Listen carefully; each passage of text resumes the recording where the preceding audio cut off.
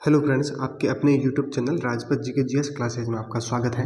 1000 महत्वपूर्ण प्रश्नों की श्रृंखला में क्लास नंबर आज 16 है। ये जितने भी प्रश्न विगत परीक्षाओं में पूछे गए और इसके साथ में इंपॉर्टेंट प्रश्नों को ऐड किया गया है, इसलिए इस प्रश्नों को अच्छे से याद करना। जो पशु परिचय का जो बी पार्ट है 45 नंबर का, वो कंप्लीट आपके तैयार हो जाएगा। बढ़ते हैं इस क्लास में आगे। प्रश्न फर्स्ट, केंद्रीय भेड़ व ऊन अनुसंधान संस्थान किस राज्य में स्थित है? राजस्थान, हरियाणा, दिल्ली, उत्तर प्रदेश। तो केंद्रीय भेड़ ऊन अनुसंधान संस्थान कहाँ पर है? राजस्थान में। राजस्थान में अविका नगर टोंक में स्थित है। कहाँ पर? अविका नगर टोंक में केंद्रीय भेड़ ऊन अनुसंधान संस्थान स्थित है। साहिवाल गाय के दूध में लैक्टोज पाया जाता है 4.5%, 4.9%, 4.40%, 5.04%। जो साहिवाल गाय है उसके दूध में लैक्टोज की कितनी प्रतिशत मात्रा होती है? तो 5% के आसपास होता है। और लैक्टोज की उपस्थिति के कारण ही दूध मीठा होता है। दूध मीठे होने का कारण क्या है? तो लैक्टोज शर्करा, दूध का मीठा होना क्या कारण है? लैक्टोज शर्करा। इसके साथ में आप याद रख सकते हो कुछ, जिस साहिवाल उपनाम में इसको लोला के नाम से भी जाना जाता है। किस नाम से? लोला या मोंटगोमरी। मोंटगोमरी या गुमरी। मोंटगोमरी पाकिस्तान में स्थान है जहाँ इसका उत्पत्ति स्थान है साहिवाल नस्ल का। लोला इसकी जो स्किन होती है, चमड़ी होती है, वो लटकी हुई होती है ढीलढाली, इसलिए इसको लोला के नाम से जाना जाता है। तेली के नाम से भी इसको जाना जाता है, तेली या मुल्तानी। ये सब इसके उपनाम है। किसके? साहिवाल के। याद रखना। निम्न में से कौन सा क्रम सही नहीं है? कौन सा क्रम सही है ये बताना आपको। कौन सा सही है? 3 गलत है, 1 सही है, वो आपको पहचानना है। IVRI आनंद में स्थित है। CHWRI अविका नगर में टोंक में स्थित है। NDRI इज्जत नगर यूपी में स्थित है, या NDDB दिल्ली में स्थित है। इसमें से आपको सही पहचानना है। तो इसका सही ऑप्शन कौन सा है? ऑप्शन नंबर 2 CHWRI कहाँ स्थित है? अविका नगर टोंक में स्थित है। अभी इसके साथ में दूसरी संस्था ने भी याद कर लेना।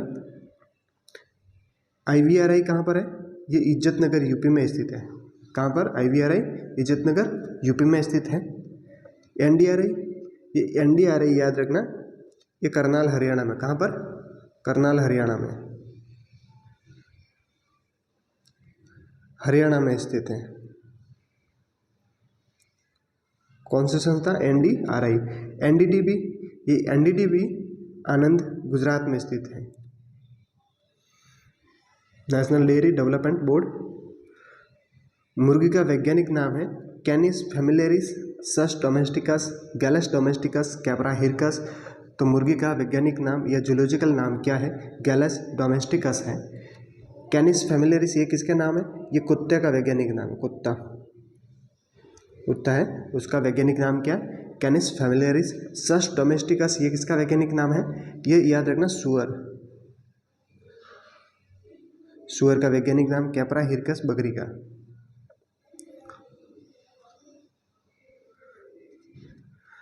राजस्थान में सर्वाधिक पशु मेले किस जिले में बढ़ते हैं? झालावाड़, नागौर, भरतपुर, बीकानेर।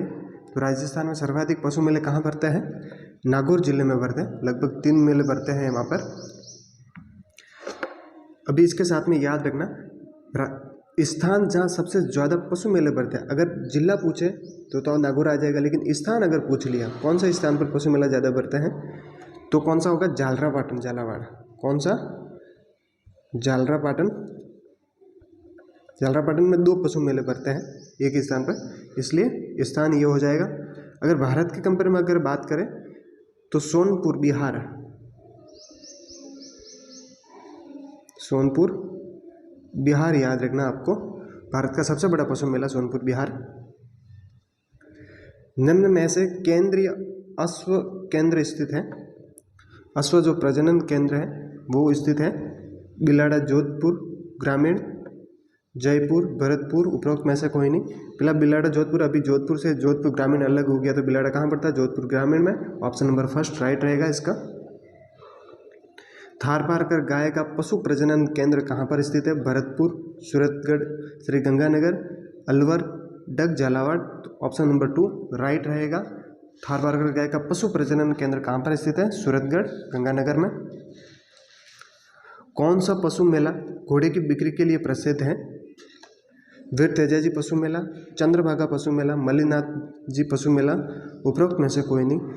तो मल्लीनाथ पशु मेला घोड़े की बिक्री के लिए प्रसिद्ध है।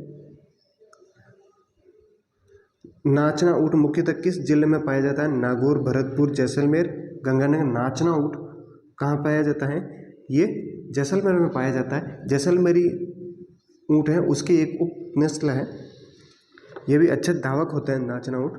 घोड़े के बोलने की क्रिया को कहा जाता है? रंभाना, मिम्याना, हिनहिनाना। तो घोड़े के बोलने की क्रिया क्या कहलाती है? हिनहिनाना कहलाता है। ये रंभाना भैंस गाय हो सकता है, रंभाना। मिम्याना भेड़ बकरी, भेड़ और बकरी के बोलने की आवाज़ मिम्याती है। रुमंती जानवरों में पेट के किस भाग को हनीकॉम्ब के नाम से भी जाना जाता है, कहा जाता है? Reticulum, rumen, omasum, abomasum. तो याद रखना ऑप्शन नंबर फर्स्ट राइट रहेगा। रुमंती पशु होते हैं, रुमंती कौन सा? जो जुगाली करने वाले पशु, उनमें जो रेटिकुलम वाला पार्ट है उसको हनीकॉम्ब के नाम से भी जाना जाता है। इसकी आकृति कैसी होती है? मधुमक्खी के छत्ते के समान होती है आकृति। रूमेन, इसमें ये जो रूमेन है, रुमंती पशु होता है, उसका पेट कितने भागों में बटा होता है? 4 भागों में। ये सबसे बड़ा भाग है, सबसे बड़ा भाग। वास्तविक पेट कौन सा होता है? तो वास्तविक पेट एबोमेजम होता है। कौन सा होता है? एबोमेजम, वास्तविक पेट। वास्तविक पेट भी आ सकता है, ये प्रश्न बना हुआ है। यस, सत्य आमाशय है, कौन सा है? तो एबोमेजम होगा। ये ऊंट और लामा में अनुपस्थित होता है। ओमेजम वाला पार्ट है, ऊंट और लामा में अनुपस्थित रहता है। नवजात बछड़े को मां के साथ पालना क्या कहलाता है? Suckling, culling, weaning. इनमें से कोई नहीं। तो ऑप्शन नंबर फर्स्ट राइट रहेगा। नवजात बछड़े को मां के साथ पालना क्या कहलाता है? सकलिंग कहलाता है। विनिंग किसे कहते हैं? विनिंग बछड़े को मां से अलग रखकर पालना विनिंग कहलाता है। मां से बछड़े को अलग, तो बछड़ा है उसको अलग कर कर पालन करना, अलग कर पालन करना क्या कहलाता है? विनिंग कहलाता है। कलिंग, या तो कोई पशु अच्छी किस्म का नहीं है या बीमार पशु को स्वस्थ पशु से अलग रखकर पालना क्या कहलाता है? कलिंग कहलाता है। पशुपालन एवं कृषि को साथ साथ करना क्या कहलाता है? शुष्क कृषि, सहकारी कृषि, मिश्रित कृषि, मिश्रित फसल। तो ऑप्शन नंबर थर्ड राइट रहेगा। पशुपालन और कृषि को एक साथ करने की क्रिया क्या कहलाती है? मिश्रित कृषि कहलाती है। भारत में हरित क्रांति का जनक है Norman Borlaug, doctor S K Ranjan, doctor M S Swaminathan, कोई नहीं। तो ऑप्शन नंबर थर्ड राइट रहेगा। भारत में हरित क्रांति का जनक कौन है? एम एस स्वामीनाथन है। नॉर्मन बोरलॉग विश्व के जनक हैं हरित क्रांति में। हर्ड रजिस्ट्रेशन के लाभ क्या है? पशु की अच्छी कीमत मिलती है, खरीदने के लिए पशु का पता चलता है, पशुपालक गौरवान्वित महसूस करता है, उपरोक्त सभी। तो ऑप्शन नंबर फोर्थ रहेगा। हर्ड रजिस्ट्रेशन अगर करवाते हो तो पशु की अच्छी कीमत मिलती है, खरीदने के लिए पशु को पता भी चलता है और पशुपालक उसको गौरवान्वित महसूस करता है। ये रजिस्ट्रेशन कौन करता है? ये जो पशु विभाग के होते हैं हॉस्पिटल, वहाँ पे उसका स्टाफ होता है, वो करता है। वेटरनरी डॉक्टर वगैरह जो स्टाफ होता है उसके द्वारा। 20वीं पशु गणना के अनुसार सबसे कम बकरियां और गाय किस जिले में पाई जाती है? 20वीं पशु गणना के अनुसार डूंगरपुर, जालोर, धौलपुर और जैसलमेर। तो ऑप्शन नंबर थर्ड राइट रहेगा। धौलपुर में गाय और बकरियों की संख्या 20वीं पशु गणना के अनुसार न्यूनतम है। कैल्शियम की कमी से कौन सा रोग होता है? एंथ्रैक्स, दुग्ध ज्वर, एफएमडी, रक्तस्रावी सेप्टिसिमिया। कौन सा? रक्तस्रावी सेप्टिसिमिया। तो कैल्शियम की कमी से कौन सा रोग होता है? दुग्ध ज्वर होता है। ये उपापचय रोग है। या तो दुग्ध ज्वर मिल सकता है या आपको मिल सकता है ऑप्शन में हाइपोकैल्सीमिया के नाम से भी इसको जाना जा सकता है। क्या?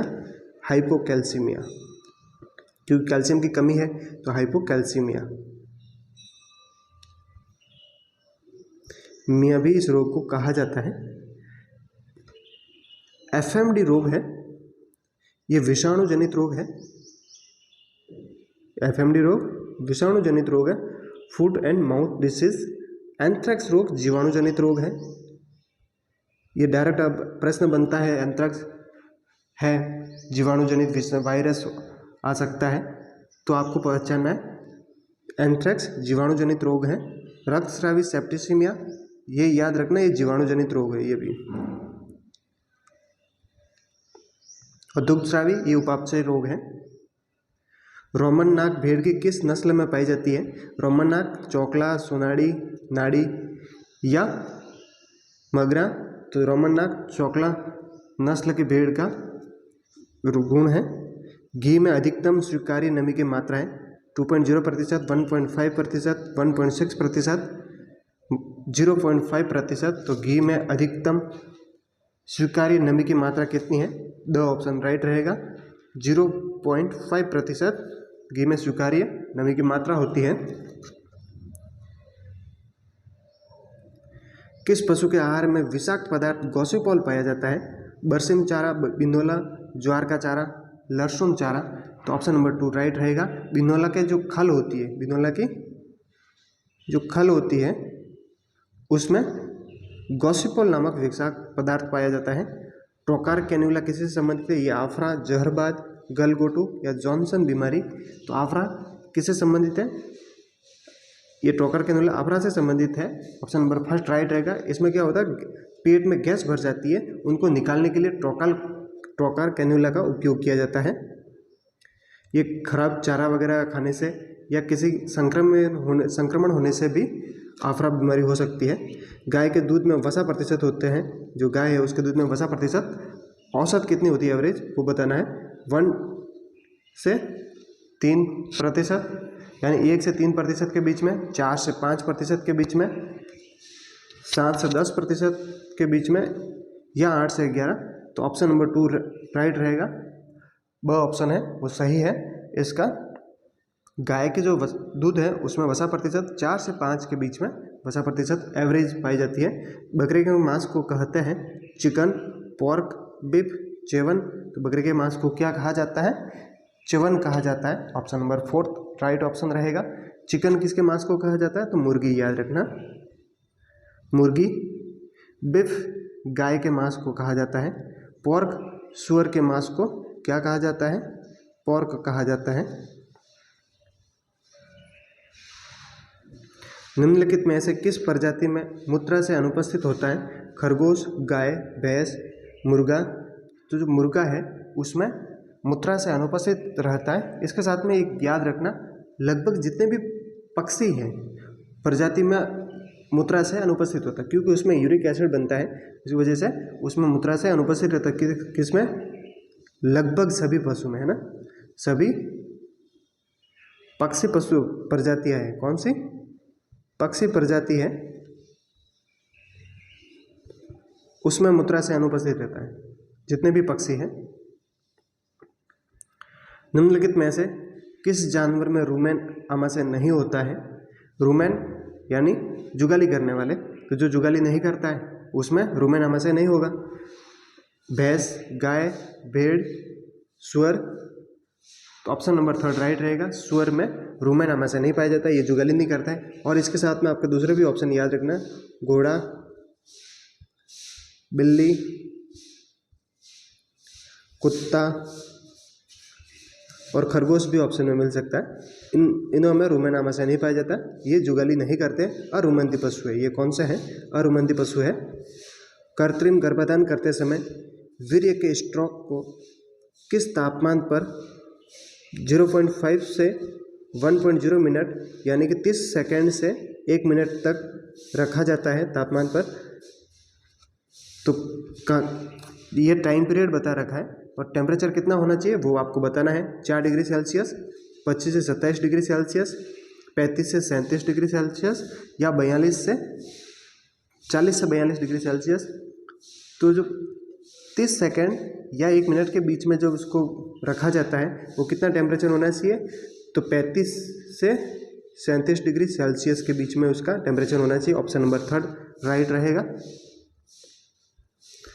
वह अवधि है जब जनन ग्रंथियों के अंतःस्रावी और युग्मकीय कार्य सबसे पहले उस बिंदु तक विकसित हुए हैं जहाँ प्रजनन संभव है। उसे क्या कहा जाता है, बांझपन, यौवनारंभ, रजोनिवृत्ति, प्रौढ़ावस्था। ऑप्शन नंबर 2 राइट रहेगा।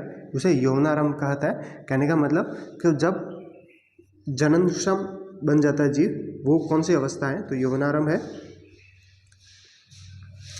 एनडीडीबी का पूर्ण रूप क्या है, national dairy discovery bureau, national dairy development board, national dairy development bureau, national दूध development board.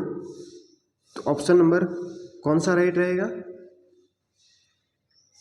National dairy development board. Option number 2 right रहेगा। एनडीडीबी की फुल फॉर्म क्या है, नेशनल डेयरी डेवलपमेंट बोर्ड। एक ही नस्ल के असंबंधित पशुओं के बीच संगम के लिए किस शब्द का प्रयोग किया जाता है। एक ही नस्ल है लेकिन आपस में संबंधित नहीं है, तो उसके लिए किस शब्द का प्रयोग किया जाता है, प्रजाति प्रजनन, बही प्रजनन, संकरण, अंत प्रजनन।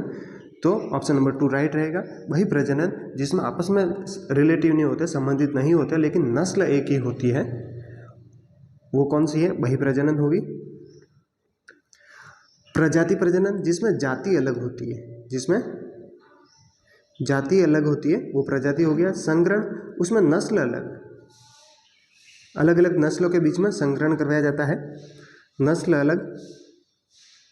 अभी अंत प्रजनन आपस में संबंधित रिश्तेदार होते हैं, उसमें अंत प्रजनन होता है, आपस में संबंधित, याद रखना, संबंधित है तो वो अंत प्रजनन होगा। संतति तब उपजाऊ संतान उत्पन्न नहीं करती जब वे आगे सहवास संगम करते हैं। यानी कि जो संतति उत्पन्न होगी वो कौन से कैसे उत्पन्न होगी, जो जननसम यानी कि आगे संतान उत्पत्ति नहीं कर सकते, वो बताना है। बांझ होगी। अंत प्रजनन एक ही नस्लों में, प्रजातियों में, इनमें से कोई नहीं, तो ऑप्शन नंबर 3 रहेगा। प्रजातियों में मतलब अलग अलग जातियों से अगर संगम करा के किस संतति उत्पन्न होती है, वो जो संतति उत्पन्न होगी वो क्या होगी, जनन अक्षम होगी, जनन नहीं कर पाएगी, संतान उत्पन्न करने में अक्षम होगी। याद रखना इसके साथ में कौन कौन से जंतु, जैसे हिन्नी, कौन सी हिन्नी है, खच्चर, खच्चर, कैटलो, ये क्या है, प्रजातियों से उत्पन्न सहवास संगम से करा के इनको विकसित किया गया है। लेकिन ये क्या है, अभी ये जनन अक्षम है, ये संतानोत्पत्ति नहीं कर सकते हैं। मांस वाली नस्लों का भेड़ का गर्भकाल कितने दिनों का होता है, 140 से 150 दिन, 144 से 147 दिन, 145 से 150 दिन, 143 से 150 दिन। तो मांस वाली नस्लों के जो भेड़ है उसका गर्भकाल कितना रहता है, ऑप्शन नंबर राइट रहेगा, 144 से 147 दिन के बीच में रहता है। नीली रावी भैंस का उत्पत्ति स्थान है करनाल, अंबाला, फिरोजपुर, पटियाला। तो नीली रावी का जो भैंस है उसकी उत्पत्ति स्थान कौन सा है, फिरोजपुर है। ऑप्शन नंबर 3 राइट रहेगा। नीली रावी, इसका नीली रावी, जो नीली और रावी नदी भेड़ की किस नस्ल को राजस्थान के मेरिनो के नाम से जाना जाता है, चौकला, मारवाड़ी, सोनाड़ी, पुगल। तो भेड़ की किस नस्ल को राजस्थान के मेरिनो के नाम से जाना जाता है, तो ऑप्शन नंबर 1 राइट रहेगा, चौकला को राजस्थान के मेरिनो के नाम से जाना जाता है। गद्दी किस पशु की नस्ल है, गाय, भेड़, भैंस, भेड़, बकरी। तो गद्दी किस पशु की नस्ल है, ये भेड़ की नस्ल है, याद रखना। एक प्रक्रिया जिसके द्वारा संदेश को स्रोत से रिसीवर तक स्थानांतरित किया जाता है, अवलोकन, पूछना, परिवहन, संचार। तो क्या कहलाता है, संदेश को स्रोत से रिसीवर तक स्थानांतरित करने की क्रिया संचार कहलाती है। निम्नलिखित में से कौन सी दवा जीवाणुनाशक है? एलेंजिन, एम्पिसिलिन, क्लोरप्रोमाजिन या मेम्बुटाल। तो ऑप्शन नंबर 2 राइट रहेगा। एम्पिसिलिन जीवाणुनाशक है, जीवाणुरोधी। गाय में किस प्रकार का अपरा पाया जाता है? जॉनेरी, डिफ्यूज, कॉटिलिडनरी या डिस्कॉइडल। तो ऑप्शन नंबर 3 राइट रहेगा। गाय में किस प्रकार का? कॉटिलिडनरी या तो कॉटिलिडनरी या तो आ सकता है या कॉटिलोडोनेरी, ये दोनों एक ही वर्ड है। ये जो अपरा होता है जुगाली करने वाले जितने भी जानवर होते हैं उनमें पाया जाता है। किसमें? जुगाली करने वाले जानवरों में कॉटिलोडोनेरी अपरा पाया जाता है। ये अपरा क्या है? ये जो पशु है, जो बच्चा गर्भ में होता है तो उस बच्चे और माँ के बीच में संबंध होता है जिससे उसको पोषण प्राप्त होता है। 2n+1 गुणसूत्र अवस्था क्या कहलाती है? ट्रिप्लॉइडी, ट्राइसोमिक, मोनोसोमिक, इनमें से कोई नहीं। तो 2n+1 गुणसूत्र अवस्था क्या कहलाती है? ये ट्राइसोमिक कहलाती है। ऑप्शन नंबर 2 राइट रहेगा। बकरे में चारा खाने की आदत क्या कहलाती है? Serving, kidding, lambing, browsing. तो बकरे में चारा खाने की क्रिया क्या कहलाती है? ब्राउजिंग कहलाती है। इसके दूसरे ऑप्शन मैंने पहले भी बता दिए हैं। निम्नलिखित में से कौन सा अति उग्र रोग है? एंथ्रैक्स, खुरपका, मुंहपका, लंगड़ी एवं गलघोटू। तो सबसे उग्र रोग, अति उग्र कौन सा है? एंथ्रैक्स है, अति उग्र रोग है। 2-3 दिन में ये रोग हुआ है तो पशु की मौत हो जाती है 2-3 दिन में ही। उग्र रोग में ये दोनों आ जाए, उग्र रोग। और ये उप उग्र रोग है। भेड़ व ऊन प्रशिक्षण संस्थान कहाँ पर स्थित है? भेड़ व ऊन प्रशिक्षण संस्थान कहाँ स्थित है वो बताना। जोधपुर, बीकानेर, जयपुर, भरतपुर। भेड़ व ऊन प्रशिक्षण संस्थान कहाँ पर स्थित है? ये जयपुर में स्थित है। ऊन विकास बोर्ड अगर पूछ ले तो वो जैसलमेर में। ऊन विकास बोर्ड कौन सी? ऊन विकास बोर्ड कहाँ पर है? जोधपुर में। और विश्लेषण प्रयोगशाला, ऊन विश्लेषण प्रयोगशाला कहाँ पर है? बीकानेर में। कौन सी? ऊन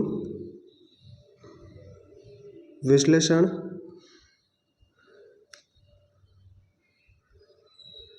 प्रयोगशाला कहाँ पर है?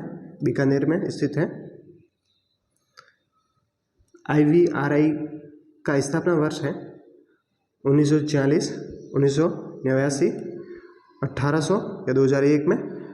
तो ऑप्शन नंबर ब है वो राइट रहेगा। 1889 IVRI का स्थापना वर्ष है।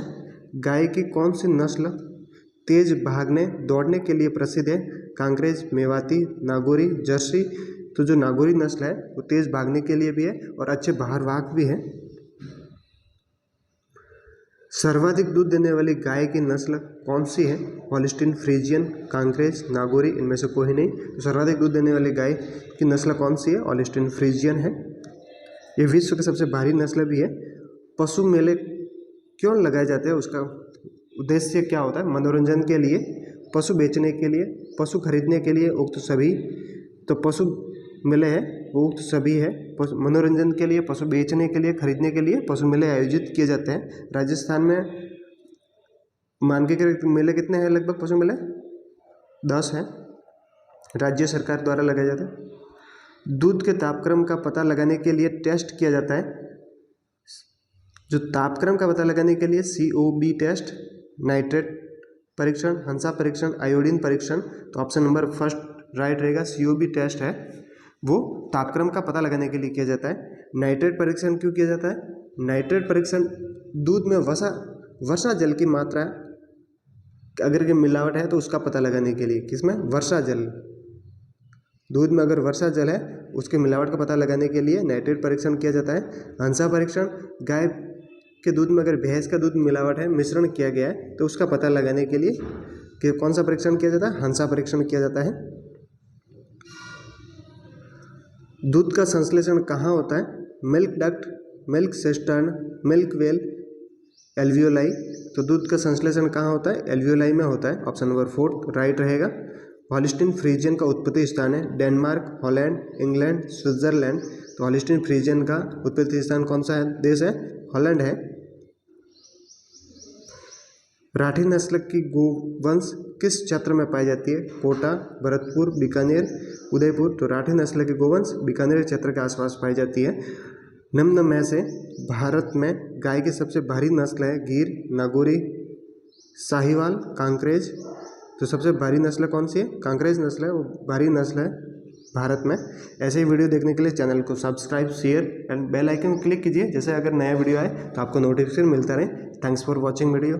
मिलते हैं नेक्स्ट क्लास में।